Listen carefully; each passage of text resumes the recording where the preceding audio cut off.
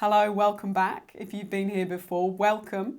If you're new, I put out a video a while ago where I talk about 3 different kinds of communism: radical, romantic, and modernist. I'm going to put a link to that video in a pinned comment right underneath this one. In this video, I'm talking about how the modernist kind of communism eventually triumphs in China by the late 70s, early 80s. And this happened in large part because of the Cultural Revolution. This had been a really socially turbulent and quite violent time in China's history. It ran from 1966 to 1976, so 10 years in all. It ended with the death of Mao. It had involved attacks on the bureaucratic structures of the Communist Party itself.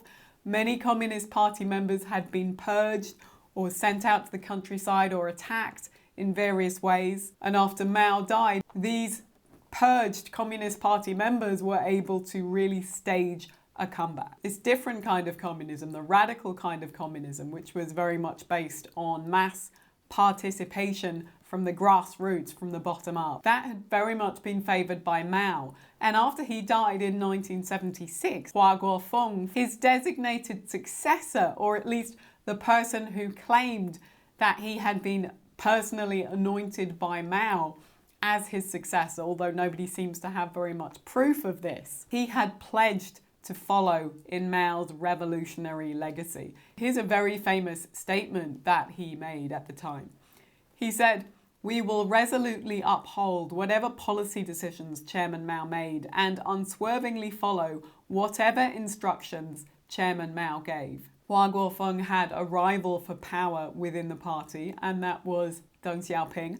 Deng Xiaoping was very much a modernist kind of communist. He had been a close ally of Liu Shaoqi, and in the early 60s, he had been very much at the top of the party, helping Liu Shaoqi put into practice his plans for the economy, as they both worked to try to get the economy going again after the disaster of the Great Leap Forward. Deng Xiaoping was, like Liu Shaoqi, purged during the Cultural Revolution. He had been denounced by Mao, denounced in fact as a capitalist roader, somebody who was trying to lead China off in a capitalist direction. He was exiled and sent out to the countryside, but he had survived the Cultural Revolution and he had come back to the top of party circles several years later. When after Mao died, Hua Guofeng made his bid to be Mao's successor, Deng Xiaoping was very shrewd and clever at allying with party bureaucrats who had been attacked during the Cultural Revolution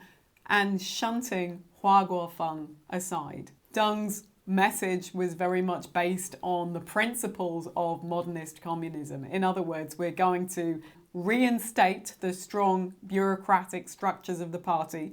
We are going to focus on getting the economy going again, and we are going to focus on stabilizing society. So stability is going to be of paramount importance at this point. All of this was very appealing to an awful lot of people in the party, particularly those who had been purged, particularly those who wanted the bureaucratic structures restored because they had interests in being a part of those bureaucratic structures themselves. And of course, after so many years of serious social chaos and turbulence, people really wanted stability. Deng Xiaoping and his allies basically ridiculed Hua Guofeng for his "to whatever" claims. This idea, as he had presented himself, as going to blindly follow the ideas and as he put it, the instructions of Mao Zedong. Deng Xiaoping said, "That's ridiculous. The last thing we want is to blindly follow this person based on some kind of political ideals without looking at the facts of what's actually required in practice." So he came up with a very different slogan, which he sort of pitched against this claim of the "two whatevers," and that was to seek truth from facts. In fact, this was a slogan that had been previously used by Mao, but Deng really brings it to the fore here and very much associates himself with this. The idea here is that we are going to act based on careful examination of empirical data, not based on political idealism. In fact, there's research that suggests it's not at all clear that Hua Guofeng was actually going to blindly follow in the footsteps of Mao. There's a lot of evidence that suggests he was, in fact, just as much a pragmatist and just as much a modernizer as Deng Xiaoping was.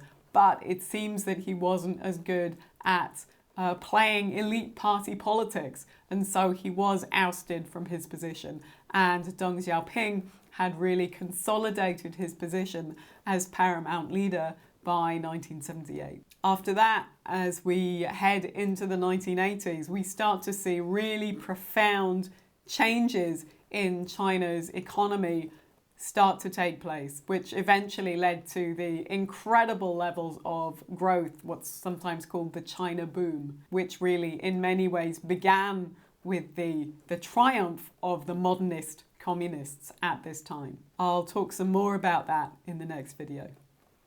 Thank you for watching.